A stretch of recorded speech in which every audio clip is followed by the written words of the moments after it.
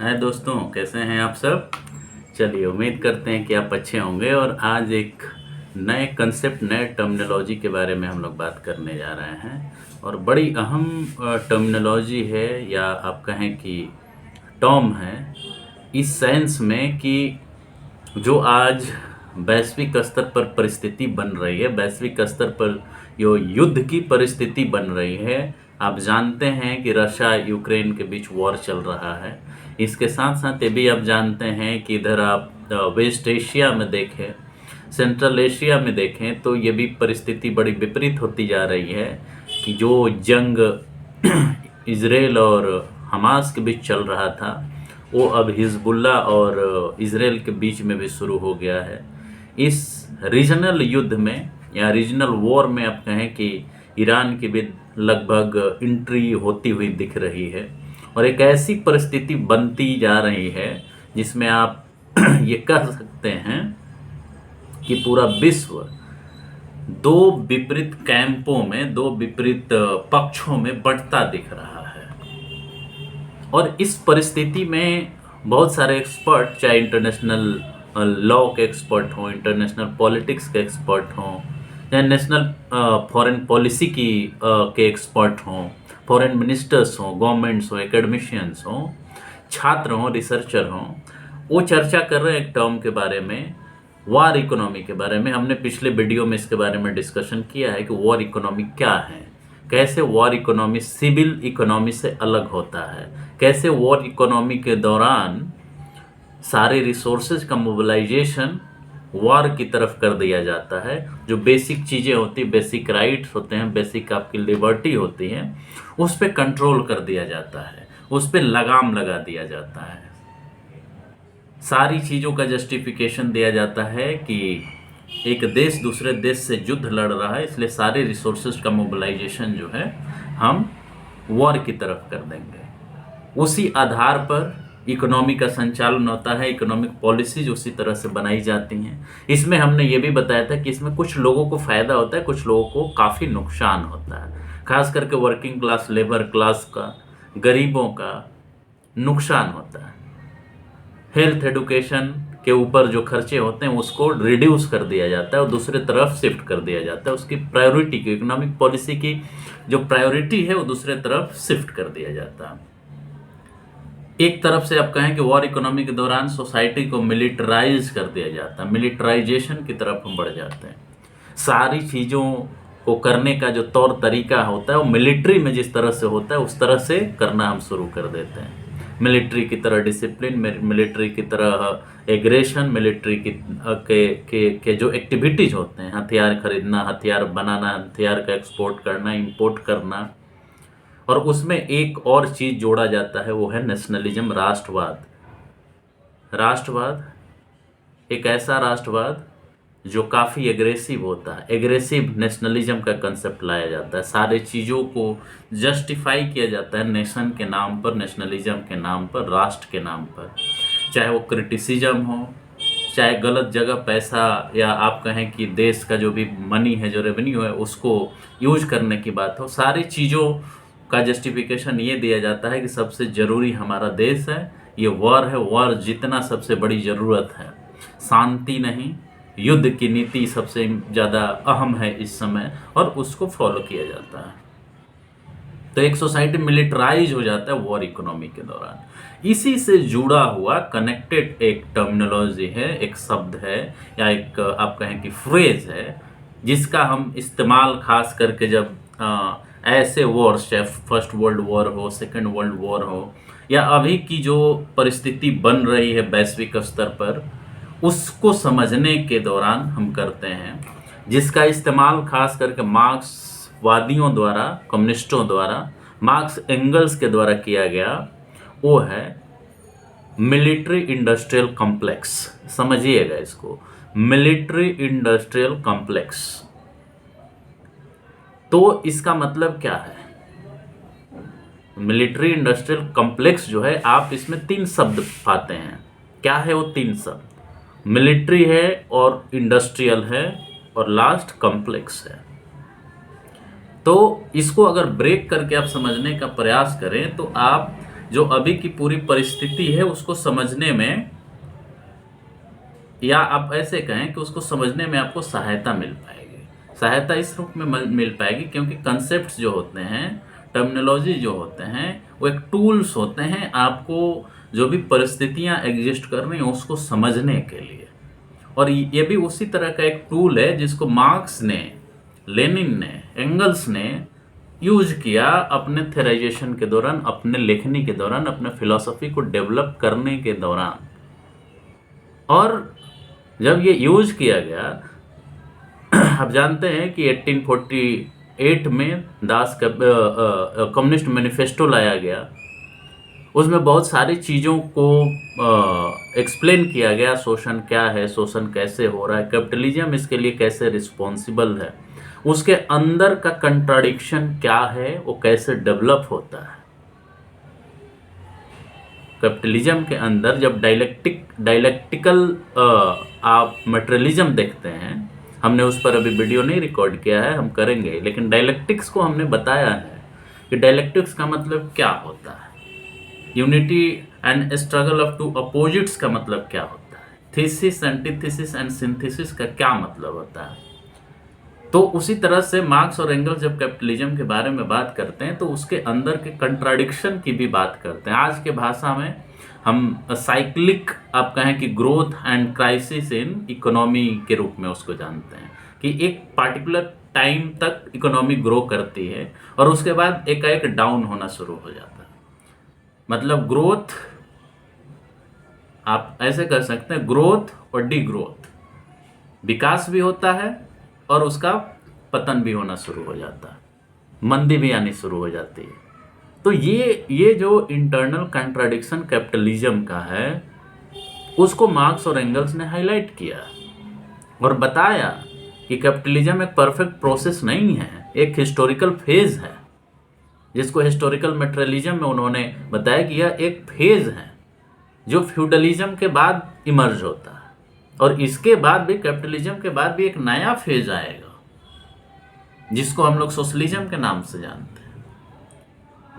तो वो बताते हैं कि ये जो कंट्राडिक्शन इसके अंदर है, जिसको डायलेक्टिक्स के माध्यम से आप समझते हैं, उस कंट्राडिक्शन को कैपिटलिस्ट क्लास जो होता है, जो इस सिस्टम का रूलिंग क्लास है, बुर्जुआजी जिसको आप कहते हैं, वो छिपाने का प्रयास करता है। उस छिपाने के प्रयास में, उस क्राइसिस को हैंडल करने के प्रयास में वो उन वर्गों का एक गठबंधन तैयार करता है जिसको हम लोग क्या कहते हैं, मिलिट्री का एक क्लास है, मिलिट्री एक क्लास है, और इंडस्ट्रियल कॉम्प्लेक्स, बड़े बड़े इंडस्ट्री जिसको आप बुर्जुआजी भी कह सकते हैं, कैपिटलिस्ट भी कहते हैं। तो उनका एनालिसिस ये है कि जब कैपिटलिज्म के अंदर कोई क्राइसिस आती है, इंटरनल जो कंट्राडिक्शन वो सामने जब आने लगते हैं, क्योंकि मार्क्सवाद या आप कहें कि जो मटेरियलिस्ट फिलॉसफी है वो मानता है कि इसी कंट्राडिक्टरी प्रोसेस के माध्यम से समाज का डेवलपमेंट होता है।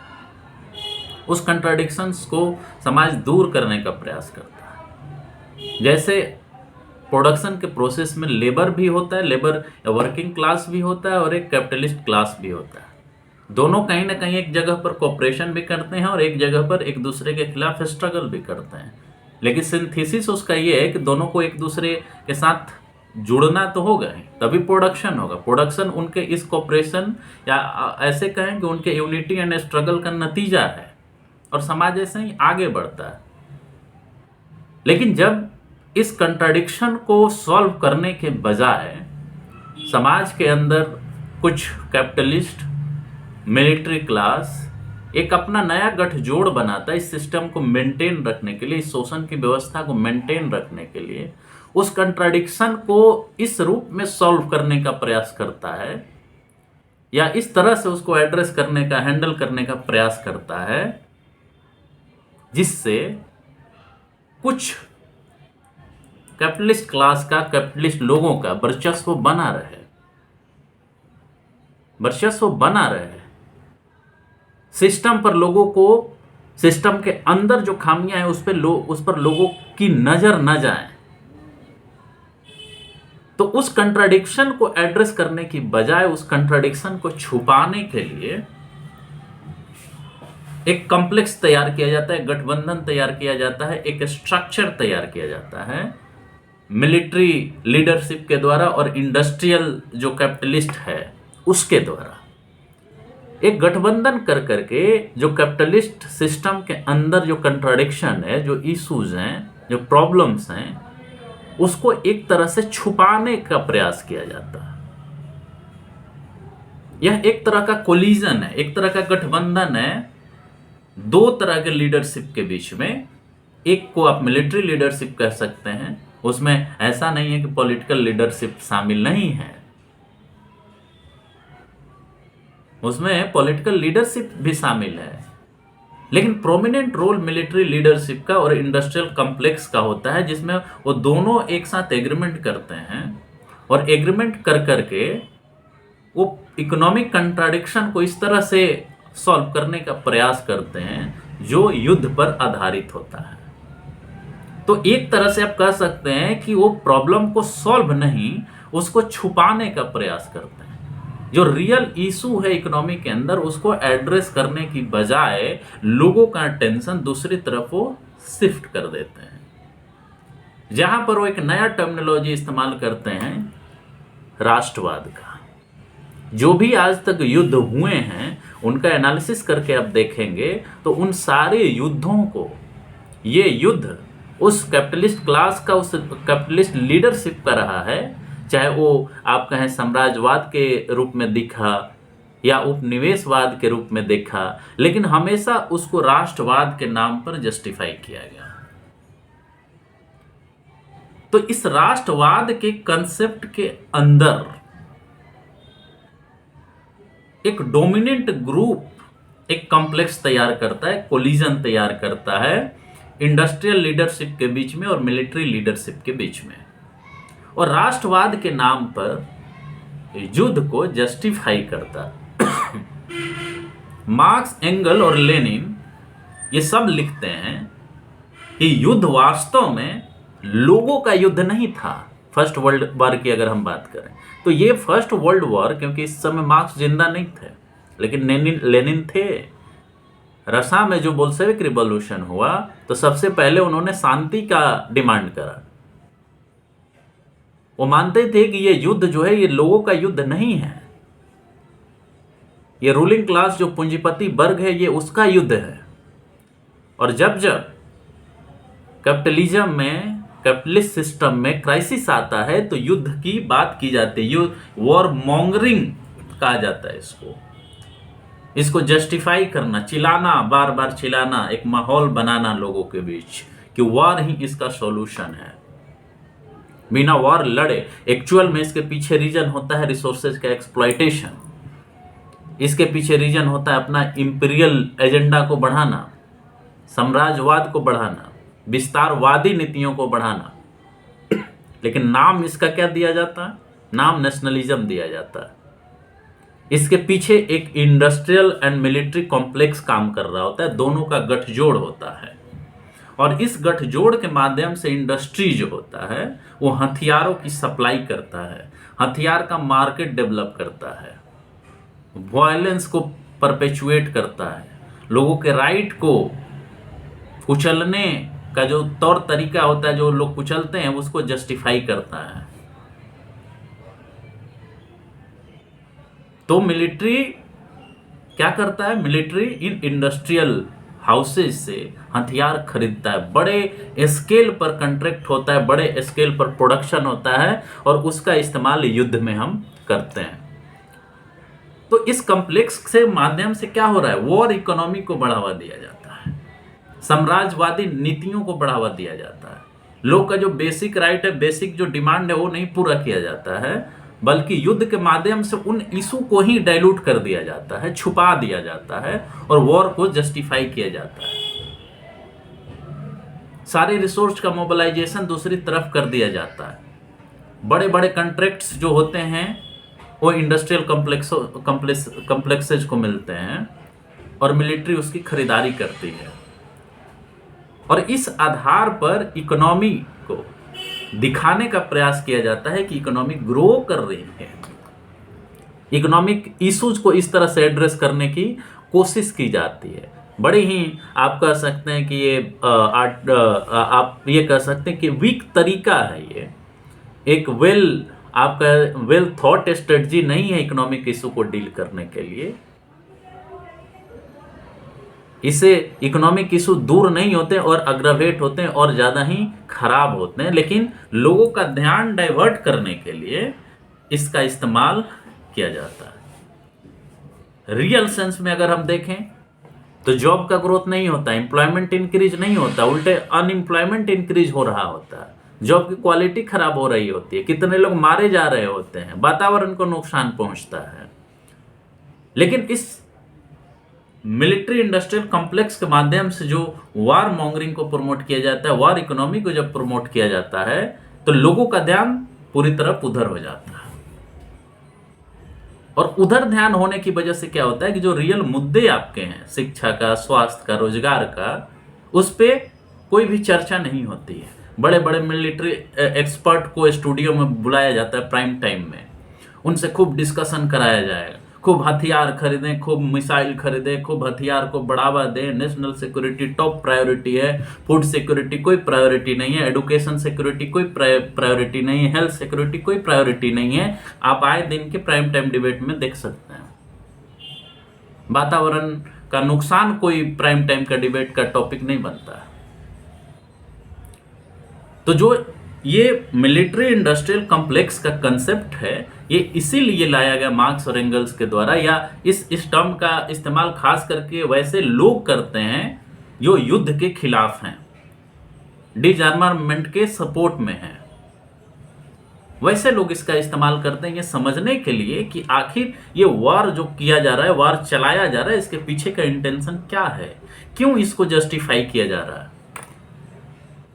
क्यों वार को प्रमोट किया जा रहा है, पीस की जगह पर वार को क्यों प्रमोट किया जा रहा है, और इसका इस्तेमाल कैपिटलिस्ट क्यों करते हैं, कैपिटलिस्ट कंट्रीज क्यों करती हैं। तो यहां पे जो मिलिट्री इंडस्ट्रियल कॉम्प्लेक्स है, ये समझिए कि इन दोनों के हम गठजोड़ की बात कर रहे हैं। ये दोनों गठजोड़ कर करके युद्ध को प्रमोट करते हैं, और इनको लगता है कि जो कैपिटलिज्म के अंदर कंट्राडिक्शन है उसको हम सॉल्व कर लेंगे। मार्क्स, एंगल्स और लेनिन लिखते हैं कि ये तरीका जो है इकोनॉमिक कंट्राडिक्शन जो है आपके, उसको छुपाने के लिए किया जाता है, रियल मुद्दे से भटकाने के लिए किया जाता है। वर्किंग क्लास में यूनिटी न डेवलप हो पाए, उस यूनिटी को तोड़ने के लिए किया जाता है। फर्स्ट वर्ल्ड वॉर के दौरान, सेकेंड वर्ल्ड वॉर के दौरान, या आप ऐसे कहें कि फर्स्ट इंटरनेशनल, सेकेंड इंटरनेशनल के दौरान यही हुआ। नेशनलिज्म पे लोगों का फोकस शिफ्ट कर दिया गया, इसके बजाय कि उनके इकोनॉमिक कंट्राडिक्शन को, इकोनॉमिक इश्यूज को क्लास के स्तर पर एड्रेस किया जाए। तो ये मिलिट्री इंडस्ट्रियल कॉम्प्लेक्स जो होता है, ये वॉर इकोनॉमी को प्रमोट करता है, वॉर मॉन्गरिंग को प्रमोट करता है। बाकी सारे इशू जो आपके बेसिक इशूज हैं, वो सारे इशूज को बैकग्राउंड में फेंक देता है। और आज जो पूरे वैश्विक स्तर पर चल रहा है दोस्तों, उसको समझने के लिए ये टर्मिनोलॉजी बहुत ही इंपॉर्टेंट है कि आज क्या चल रहा है। एक तीसरे विश्व युद्ध की जो परिस्थिति बन रही है, साफ साफ दिख रहा है कि पूरा वर्ल्ड दो भागों में बंटते हुए दिख रहा है। ये परिस्थिति क्यों बन रही है? क्या अपने आप ये बन रही है या बनाई जा रही है? कोई रिस्पॉन्सिबल है कि अपने आप ये हो रही हैं? अपने आप कोई भी घटना नहीं होती इस पूरे विश्व में, और खास करके वैश्विक राजनीति में। तो जो भी हो रही है उसके पीछे का प्रोसेस, उसके बैकग्राउंड का प्रोसेस समझने की जरूरत है, और उसको समझने के लिए टर्मिनोलॉजी समझने की जरूरत है। मिलिट्री इंडस्ट्रियल कॉम्प्लेक्स एक ऐसा गठजोड़ जो युद्ध को प्रमोट करता है, शांति को नहीं, और उसमें बहुत सारी चीजों को छुपाने का प्रयास करता है जिसको आपको समझने की जरूरत है। और तब आप समझ पाएंगे कि ये युद्ध में, इस युद्ध में जो भी युद्ध हो रहे हैं, इसमें गलती किसकी है, क्यों होना चाहिए युद्ध, क्यों इसका विरोध किया जाना चाहिए। तो दोस्तों, टर्मिनोलॉजी आपको एक हथियार देते हैं समझने का, जानने का कि पूरे वैश्विक स्तर पर क्या चल रहा है, क्यों आपको युद्ध को समझना चाहिए, क्यों युद्ध के पीछे का कारण क्या है, कौन वो फोर्सेज जो इसको प्रमोट करती हैं। तो इसको समझिए, जानिए और हमें इजाज़त दीजिए कि आज हम इस टर्मिनोलॉजी को एक्सप्लेन किए, उसको आप समझने का प्रयास करेंगे और आगे आप कमेंट भी करें, बताएं कि इसमें क्या इम्प्रूवमेंट किया जाए, नए टर्मिनोलॉजी के बारे में भी बताएं कि उस पे हम लोग बात कर सकें। तो इसी के साथ मैं इस टर्मिनोलॉजी के एक्सप्लेनेशन को, डिस्कशन को यहीं विराम देता हूं। नमस्कार, धन्यवाद, जय हिंद, जय भारत।